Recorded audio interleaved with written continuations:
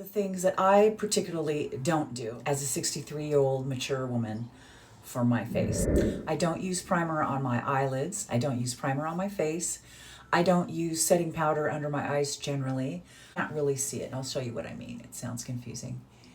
More confusing, the differentiation in between. You're making what's light dark, and we've already made what's dark light. I don't use sparkle up here. That's one thing I do differently.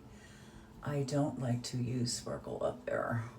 And I don't put anything up to the eyebrow. What's left on my brush is the only thing that I will use to go up to the eyebrow.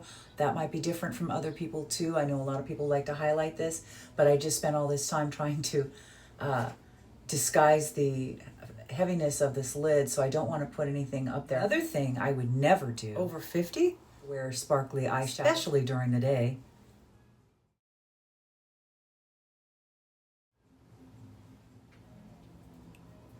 Now the thing that I do different, I do not go to either ends of my eye. I do not take it to the outer corner, and I don't pick it up in the inner corner, because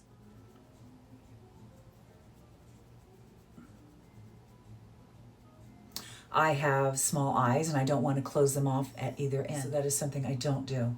Another thing that I do different from anyone that I've seen is I like to set my makeup under my eyes with, instead of powder, I like to use setting spray. And so I'm just going to use my Dewy. I spray it into my hand. You can spray it on the brush, whatever you want. And then I just very carefully, while it's damp, lay it, don't rub, or you'll take your makeup off. Lay that on there.